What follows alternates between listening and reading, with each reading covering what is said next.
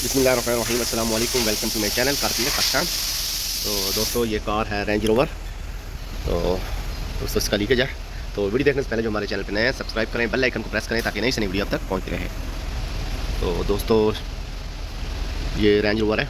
तो इसका लीकेज है वाटर पम्प। तो ये भी आपको बताते हैं कि इसका लीकेज कैसे हुआ वाटर पम्प। सबसे पहले देखें, इसमें प्ले बहुत है। तो ये दोस्तों ख़राब क्यों हुआ है, ये हम आपको बताने लगे हैं। तो ये है दोस्तों इसका पानी, ठीक है, रेडिएटर का, ठीक है। तो इसमें पानी जो है ना वो आम डाला हुआ है, तो इसमें लाजम कूलेंट डालना था।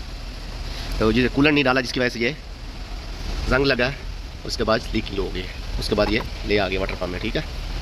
तो कोशिश करें अपनी गाड़ी में कूलेंट डालें, तो लीकेज का ख़तरा कम होता है, ठीक है। तो वीडियो अच्छी लगी तो लाइक करें, शेयर करें, कमेंट्स करें। चलते हैं नेक्स्ट वीडियो, मिलते हैं। अल्लाह हाफिज़।